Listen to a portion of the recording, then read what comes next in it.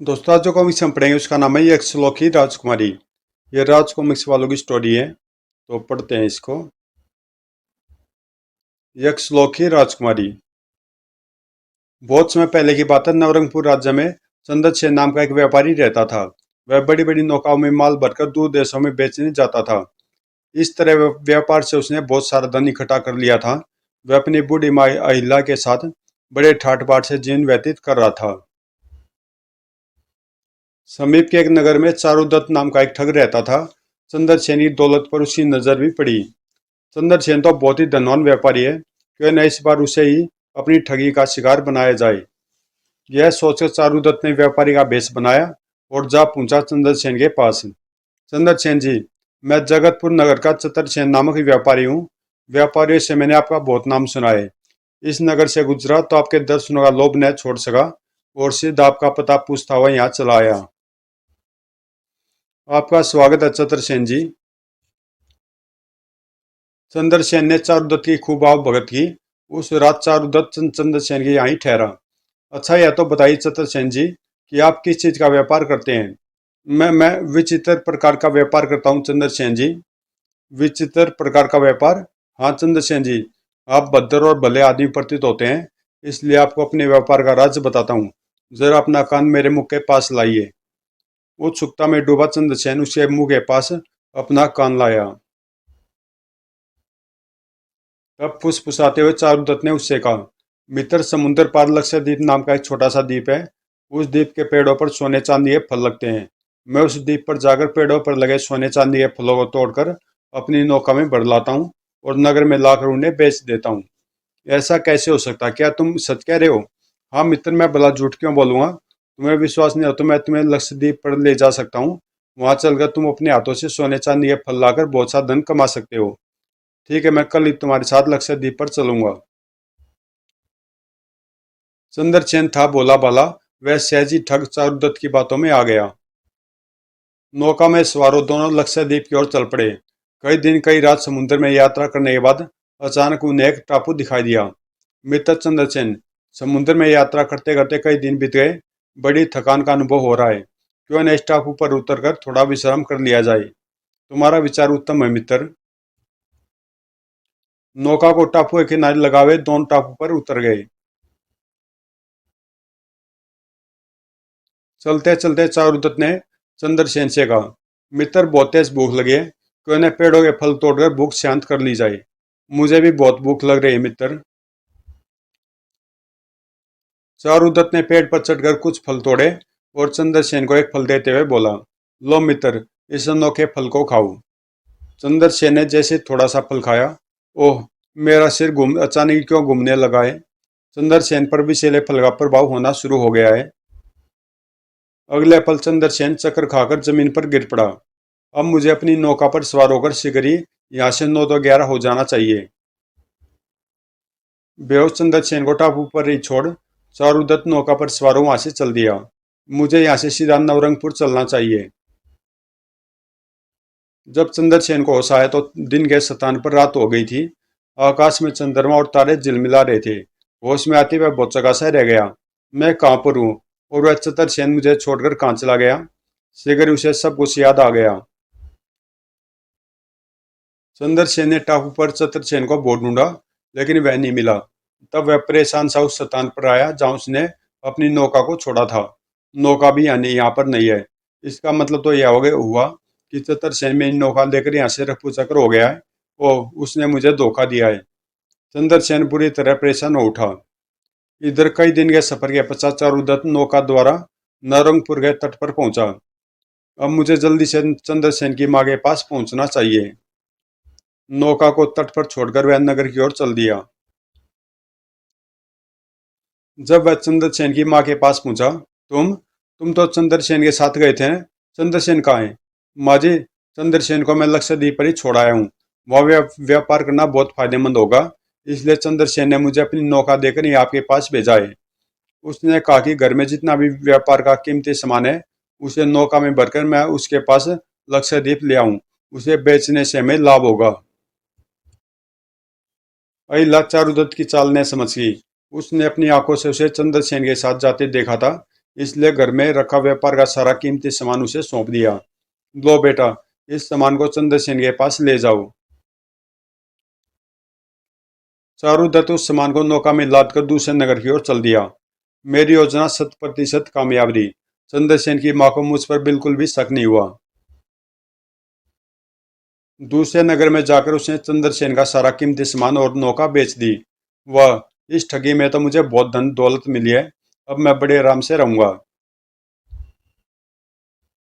इधर टापू पर चंद्रसेन फल खाकर अपनी भूख शांत करता और दिन भर किनारे पर बैठा उधर से किसी जलयान के गुजरने की प्रतीक्षा करता रहता। 15 दिन हो गए, एक भी जलयान इधर से नहीं गुजरा। लगता अब मैं कि इस टापू से घर नहीं जा पाऊंगा। उधर नवरंगपुर में चंद्रसेन की माँ इल्ला बहुत परेशान थी। एक माह बीत गया, चंद्रसेन अभी तक व्यापार करके वापस नहीं लौटा। पहले तो उसने कभी लौटने में इतनी देर नहीं की। क्या कारण हो सकता है? उधर एक दिन जब निराश सा चंद्रसेन टापू पर बैठा हुआ था, तो एक बड़ा सा बाज उसके पास आकर गिरा। अरे, इस बाज की पीठ में तो तीर धसा हुआ है। मुझे बाज के पास जाकर उसकी पीठ में धसा तीर निकाल देना चाहिए, नहीं तो यह मर जाएगा।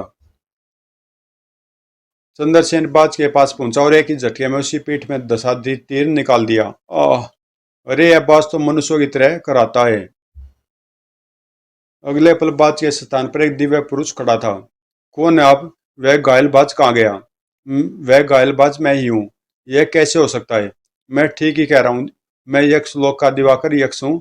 एक दिन भ्रमण करने के लिए पृथ्वीलोक पर आया था। यहाँ ते मेरी मुठभेड़ एक जादूगर से हो गई। उसने मेरी पीठ में जादू का तीर मारकर मुझे यक्ष से बाज बना दिया। तब से बाज बना मैं भटकता फिर रहा था। आज जैसे तुमने जादूगर तीर मेरी पीठ से निकाला, तुरंत ही उसका जादू समाप्त हो गया और मैं पुनः अपने असली रूप में आ गया। मुझे नहीं पता था कि अनजाने में मुझे इतना अच्छा कार्य हो जाएगा। लेकिन यक्ष दिवाकर, एक बात मेरी समझ में नहीं आई। उस जादूगर ने जादुई तीर से तुम्हें बाज क्यों बना दिया था? इसका रहस्य भी मैं तुम्हें बताता हूँ। वह धूर्त जादूगर मेरे गले में पड़ी माला मुझसे लेना चाहता था। इस माला को गले में पहनकर कोई भी बेरोक टोक यक्षलोक में प्रवेश कर सकता है। साथ ही इस माला को पहनकर आदमी मन चाहे स्थान पर आ जा सकता है। जादूगर को इस बात का पता था। जब मैंने यह माला उसे देने से इनकार कर दिया, तो उसने क्रोध में भरकर मुझ पर अपना जादुई तीर चला दिया। वो बड़ा ही दुष्ट था वह जादूगर। फिर अपने गले में पड़ी माला उतारकर उसकी ओर बढ़ाते हुए यक्ष बोला, मित्र, तुमने जादुई तीर निकालकर मुझ पर बहुत उपकार किया है। बदले में मैं तुम्हें अपनी माला दे रहा हूँ। इस माला को पहनकर तुम मुझसे मिलने यक्षलोक आ सकते हो। यक्ष दिवाकर, तुमसे मिलकर मुझे बड़ी खुशी हुई है। मैं शीघ्र ही तुमसे मिलने यक्षलोक आऊंगा। मित्र चंद्रसेन, आज से 5 दिन पश्चात यक्षलोक में बड़ी धूमधाम से यक्ष उत्सव मनाया जाएगा। मेरी हार्दिक इच्छा है कि तुम उस उत्सव में अवश्य शामिल हो। मैं उस उत्सव में शामिल होने अवश्य ही आऊंगा। और फिर यक्ष दिवाकर चंद्रसेन से विदा ले यक्षलोक की ओर उड़ गया। उसके जाने के बाद अब मुझे यक्ष की दी हुई माला पहनकर शीघ्र नवरंगपुर पहुंचना चाहिए। चंद्रसेन ने तुरंत ही माला गले में पहनी। माला, मुझे नवरंगपुर उड़ाकर ले चल। अगले पल माला के प्रभाव से चंद्रसेन आकाश में उड़ रहा था। वो कैसी रोमांचक यात्रा है! नीचे था जल और ऊपर अनंत अनंत आकाश। शीघ्र वे अपने घर की छत पर उतरकर अपनी माँ के पास पहुंचा। बेटा, कहाँ चला गया था रे तू? तेरे इंतजार में तो मेरी आंखें भी पथरा गई। माँ, बस कुछ मत पूछ। बस इतना जान ले कि इस बार तेरे बेटे का सामना एक दूत ठग से हो गया था। अब तक मैं उसी जाल में फंसा हुआ था। आज मौका मिला तो घर आ गया। यह सुनकर इल्ला घबरा उठी। कौन था बेटा वह ठग? उसने तेरे साथ क्या ठगी की? माँ, मेरे साथ चतुरसेन नाम का जो व्यापारी आया था, उसी ने मुझे ठगा है। क्या? हाँ माँ, वह निर्जन टापू पर मुझे बेहोश छोड़कर मेरी नौका लेकर भाग गया। बेटा, वह तो लौटकर मेरे पास भी आया था और घर में व्यापार का जितना भी कीमती सामान था सब ले गया। क्या? अहिल्या ने सारी बात विस्तार पूर्वक चंद्रसेन को बताई। माँ से चतुरसेन की चालाकी भरी दास्तान सुनकर चंद्रसेन तो हक्का बक्का ही रह गया। माँ, चतुरसेन तो बहुत ही धूर्त निकला। वह तो मैं लाखों का चूना लगा गया है। बेटा, तुम इसी समय उसके नगर जाओ और वहां जाकर उसे बुरी तरह प्रताड़ित करके उसे अपना सारा सामान वापस ले आओ। माँ तुम बहुत ही बोलियो। चतर सेन एक चतुर ठग था। उसने अपना जो नाम और पता हमें बताया था वह क्या असली होगा? अवश्य उसने सब झूठ ही बताया हुआ, इसलिए अब उसकी खोज करना बेकार है। माँ अब तो सब्र करने के अलावा और कोई रास्ता नहीं है। हाँ, इस दुर्घटना से मुझे यह शिक्षा अवश्य मिल गई है कि किसी भी मनुष्य पर इतनी शीघ्र भरोसा नहीं करना चाहिए। 5 दिन पश्चात चंद्रसेन अपनी माँ से बोला, माँ कुछ दिनों के लिए मैं बाहर जा रहा हूँ। जाओ बेटा, लेकिन इस बार पहले की तरह घर वापस लौटने में ज्यादा देरी न करना। तब चंद्रसेन घर से निकल पड़ा। चंद्रसेन पैदल ही चलता हुआ नगर के बाहर एक निर्जन स्थान पर जैसे पहुंचा, माला मुझे उड़ाकर यक्षलोक में दिवाकर के पास ले चल। अगले क्षण वह आकाश में उड़ रहा था। शीघ्र वह यक्षलोक में दिवाकर यक्ष के पास जा पहुंचा। आओ मित्र, बहुत देर कर दिया आने में। मैं तो कब से तुम्हारी रात देख रहा था। दिवाकर उसे अपने भवन में ले गया। दिवाकर ने उसका खूब अतिथि सत्कार किया। तत्पश्चात, मित्र, यक्षोत्सव प्रारंभ होने में अब कुछ ही देर है, इसलिए मैं यक्ष उत्सव समारोह स्थल पर पहुंचकर अपना स्थान ग्रहण कर लेना चाहिए। चलो मित्र। दिवाकर उसे समारोह स्थल पर लेकर पहुंचा। ओह, कितना सुंदर दृश्य है। चारों ओर सुदर्शन यक्ष और अपूर्व सुंदरी यक्षणियां ही दिखाई दे रही हैं। सुंदरता का तो यहाँ भंडार ही बिखरा पड़ा है। चंद्रसेन दिवाकर के साथ एक स्थान पर जाकर बैठ गया। तभी यक्ष लोक के राजा यक्षसेन ने अपनी बेटी राजकुमारी यामिनी के साथ समारोह स्थल में प्रवेश किया। राजा यक्षसेन और राजकुमारी यामिनी के सम्मान में सभी लोग उठकर खड़े हो गए। जब राजा यक्षसेन और राजकुमारी यामिनी चंद्रसेन के सामने से गुजरे तो चंद्रसेन राजकुमारी यामिनी का अद्वितीय रूप देखकर आश्चर्यचकित रह गया। ओह, इतना सुंदर रूप, मानो सौंदर्य की देवी सम चली आ रही हो। राजा यक्षसेन और राजकुमारी यामिनी ने अपना स्थान ग्रहण किया। कुछ देर बाद राजा यक्षसेन के आदेश पर समारोह आरंभ किया गया। यक्ष नर्तकियों ने अत्यंत मनमोहक नृत्य किए। वाह, आश्चर्यजनक, अद्भुत। समारोह बहुत देर तक चला। समारोह की समाप्ति पर दिवाकर और चंद्रसेन वहां से वापस लौटे। क्यों चंद्रसेन, तुम्हें समारोह कैसा लगा? चंद्रसेन ने दिवाकर की बात का कोई उत्तर नहीं दिया। तब दिवाकर ने परेशान होते हुए चंद्रसेन से कहा, मित्र चंद्रसेन, देख रहा हूं कि तुम जब से समारोह से लौटे हो कुछ खोए खोए से हो। ऐसे लग रहे हो जैसे तुम समारोह में अपना सब कुछ खो आए हो। तुमने सही पहचाना मित्र। मैं वास्तव में समारोह में ही अपना सब कुछ खो आया हूँ। क्या मतलब? मित्र, जो कहना साफ साफ कहो। तो सुनो मित्र, जब से मैंने यक्षलोक की राजकुमारी यामिनी को देखा है तब से मैं अपनी शुद्ध बुद्ध खो बैठा हूँ। न जाने राजकुमारी यामिनी के रूप में मुझ पर कैसा जादू कर दिया है। ओ, तो यह बात है। मित्र, तुम राजकुमारी यामिनी से प्रेम करने लगे हो? हाँ मित्र, क्या किसी प्रकार राजकुमारी यामिनी के साथ मेरा विवाह हो सकता है? यह तो बहुत ही मुश्किल कार्य है मित्र। राजकुमारी यामिनी ने विवाह करने के लिए बहुत बड़ी शर्त लगा रखी है। जो कोई उस शर्त को पूरा करेगा उसी से राजकुमारी विवाह करेगी। राजकुमारी यामिनी एक अधूरी कहानी सुनाएगी। जो भी उस अधूरी कहानी को उसी उचित रूप में पूरी कर देगा राजकुमारी उसी के साथ विवाह करेगी। मित्र, यक्षलोक के अनेक यक्ष इस शर्त को पूरी करने में सर्वथा असफल रहे। फिर भी तुम कैसे इस शर्त को पूरी कर पाओगे? इसलिए राजकुमारी यामिनी के साथ तुम्हारा विवाह होना असंभव है। मित्र, असंभव कार्य को संभव करना तो मनुष्य की आदत रही है। मुझे इसी समय राजा यक्षसेन के पास ले चलो। मैं आज ही राजकुमारी यामिनी से दूरी कहानी सुनना चाहता हूँ। तो चलो मित्र चंद्रसेन, मैं तुम्हें राजा यक्षसेन के पास ले चलूँ।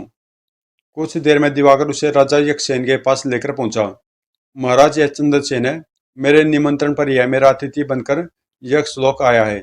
यह राजकुमारी यामिनी की कहानी पूरी करना चाहता है।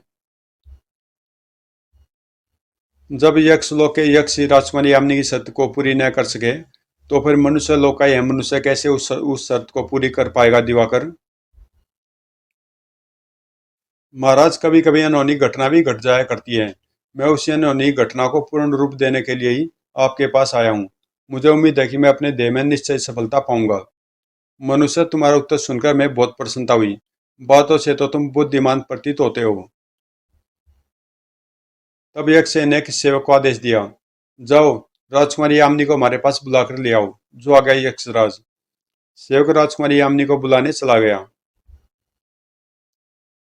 कुछ देर बाद ही राजकुमारी यामिनी यक्षराज यक्षसेन के बराबर में बैठी चंद्रसेन को कहानी सुना रही थी। बहुत समय पहले की बात है। हिमालय पर्वत की तराई के गांव में हरिया नाम का एक सीधा साधा किसान रहता था।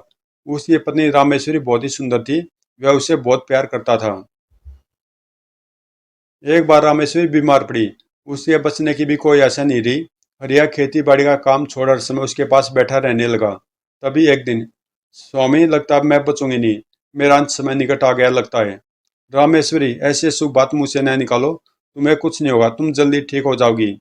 स्वामी, मौत मेरे सामने नाच रही है और तुम मुझे जीवन की झूठी दिलासा दे रहे हो।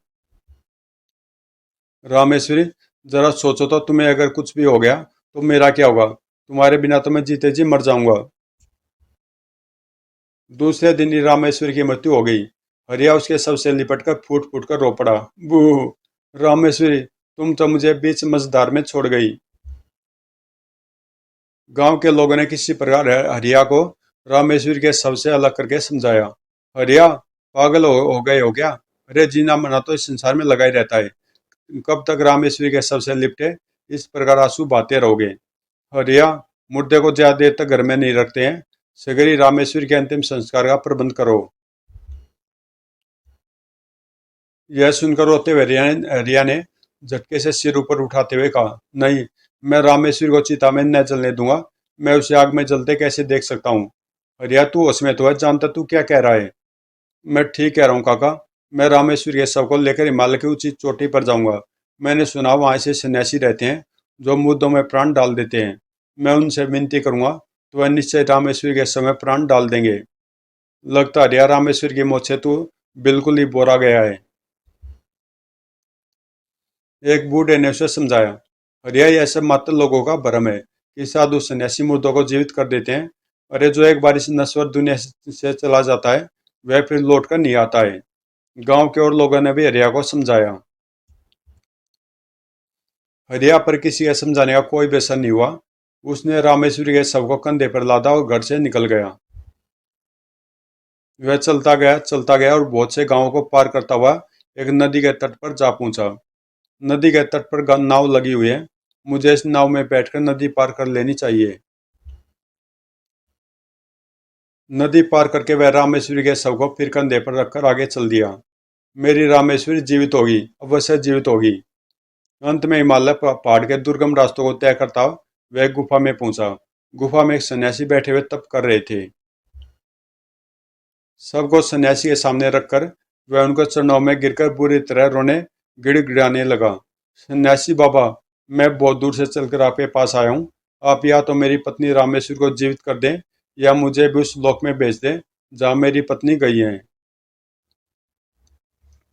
तो दोस्तों, यहाँ पे मैं इसका पार्ट 1 कर रहा हूँ और इससे आगे की स्टोरी हम पढ़ेंगे इसके पार्ट 2 में, जो आपको 1 घंटे के बाद प्ले लिस्ट में राज स्टोरी का फोल्डर है उसके अंदर मिल जाएगा। तो मिलते हैं यक्ष लोक की राजकुमारी पार्ट 2 में 1 घंटे के बाद।